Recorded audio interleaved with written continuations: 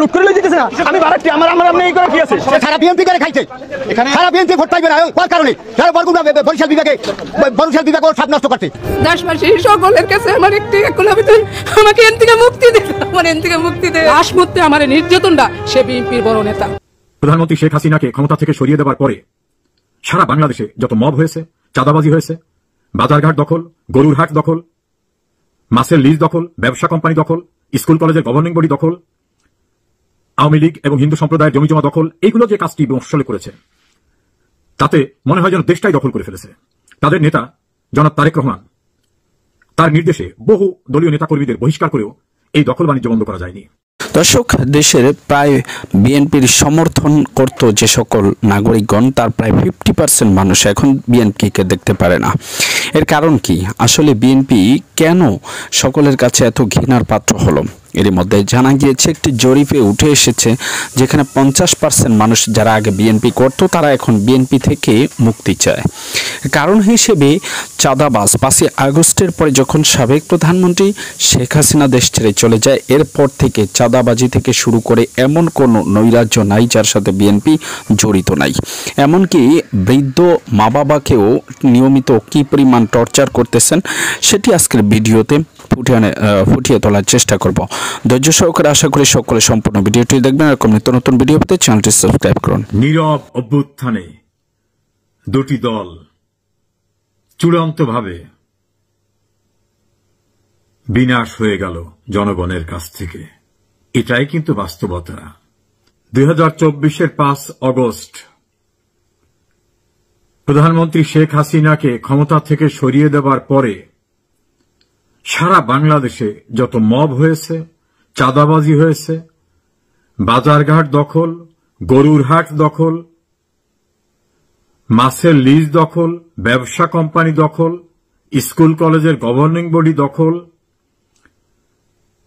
আওয়ামী লীগ এবং হিন্দু সম্প্রদায়ের জমিজমা দখল, এইগুলো যে কাজটি বংশলে করেছে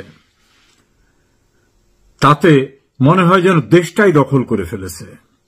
তাদের নেতা জনাব তারেক রহমান তার নির্দেশে বহু দলীয় নেতাকর্মীদের বহিষ্কার করেও এই দখল বাণিজ্য বন্ধ করা যায়নি।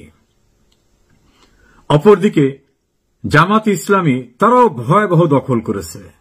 দখলের ভিতরে পার্থক্য, বিএনপি করেছে হাট বাজার ঘাট ইত্যাদি ইত্যাদি, আর জামাত করেছে বিশ্ববিদ্যালয়ের ভিসি সরিয়ে ভিসি দখল, সাংবিধানিক বেশ কয়েকটা প্রতিষ্ঠানের প্রধানের পদ দখল, আইন শৃঙ্খলা রক্ষার দায়িত্বে নিয়োজিত ব্যক্তিদের শীর্ষ এবং দ্বিতীয় শীর্ষ তৃতীয় শীর্ষের জায়গাটি দখল, সচিবালয়ের যারা প্র্যাকটিক্যালি কাজ করেন সেই সকল পদগুলো দখল। এভাবে তারা ইন্টেলেকচুয়াল জায়গা দখল করা সহ ব্যাংক দখল অন্যান্য দখল করে তাদের এস্টাবলিশমেন্টটাকে একটা স্থিতিশীল জায়গায় নিয়ে আসছে যেখান থেকে সবকিছু করা সম্ভব।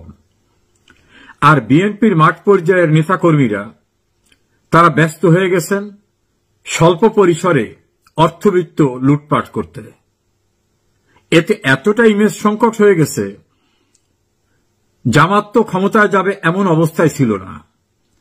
বিএনপি ক্ষমতায় যেতে পারে যেহেতু আওয়ামী লীগ নাই, ফলে বিএনপি যাতে যেতে না পারে, এই লুটেরা যাতে যেতে না পারে, দখলবাজরা যাতে যেতে না পারে, এমন একটি শোরগোল উঠে গেছে সারা দেশে। এবং সেটাকে একেবারে বারুদের মতো ছড়িয়ে দিয়েছে জামাত ইসলামী এবং এনসিপি। তারা বলেছেন এক স্বৈরাচারকে উচ্ছেদ করে আর এক স্বৈরাচারকে বসাবার জন্য না। স্লোগান দিয়ে বলছেন চাঁদা আদায় হয় পল্টনে, চলে যায় লন্ডনে। এভাবে সারা দেশে বিএনপিকে চাঁদাবাজ দখলবাজ হিসাবে মোটামুটি পরিচিত করে দিয়েছে। আর বাস্তবেও চাঁদাবাজি দখলবাজি প্রচুর হয়েছে, এটা অস্বীকার করার কোনো কারণ নাই। ফলে কেন্দ্র থেকে যতই চাপিয়ে রাখার চেষ্টা করা হোক, বাস্তবতা হচ্ছে চাঁদাবাজি দখলবাজি সন্ত্রাস মামলা বাণিজ্য এমন পর্যায়ে গেছে যে বাংলাদেশের ইতিহাসে এই ভয়ঙ্কর অবস্থা কখনো হয়নি। ফলে ক্ষমতায় যাওয়ার আগেই ক্ষমতায় যেতে পারবে না এই অভ্যুত্থান হয়ে গেল বিএনপির বিরুদ্ধে। তার চূড়ান্ত আকার ধারণ করল ডাকসু এবং জাকসু নির্বাচনে। ডাকসুতে বিএনপি যাদের সঙ্গে রাজনীতি করতেন, একসঙ্গে জোটবদ্ধ হয়ে রাজনীতি করতেন, জামাত ইসলামের ছাত্র সংগঠন ছাত্র শিবির এবং বিএনপির ছাত্র দলকে বলা হতো এক বৃন্তের দুই ফুল, এমনও বলা হতো দুই ভাই একই পরিবারের, মানে এত আপনজন, একই মায়ের দুই সন্তান। এখন সেই অন্য সন্তান বিএনপিকে ফাইনালি সাইজ করে দিয়ে দিয়েছেন। দেউলিয়াপনা কাকে বলে? বিএনপির নেতারা, আমি ইমরান সালে প্রিন্সের একটা বক্তব্য শুনলাম, তিনি বলছেন যে রাজাকারদের বাপদের ফাঁসি দিয়েছিল শেখ হাসিনা, ওরা তাদের সঙ্গে মিশে গেছে, ওরা বেঈমান, ওরা বিশ্বাসঘাতক। কেউ কেউ বলতেছেন, আসাদুজ্জামান রিপন বলছেন ছাত্রলীগের ভোটে শিবির নির্বাচিত হয়েছে। ছাত্রলীগের ভোটার নেতা তো দূরের কথা, কর্মী পর্যন্ত দেশের ভিতরে নাই বা বিশ্ববিদ্যালয় ক্যাম্পাসে নাই। এই শিবিরদের নাকি ছাত্রলীগ নির্বাচিত করেছে। আবার সালাউদ্দিন সাহেব তিনি বলছেন যে না, এই নির্বাচনকে আমরা মেনে নিচ্ছি। বিএনপির ছাত্র দলের ভিপি ক্যান্ডিডেট সে বলছেন আমার যে ইশতেহার ছিল সব দাবি আমি আদায় করে ছাড়ব।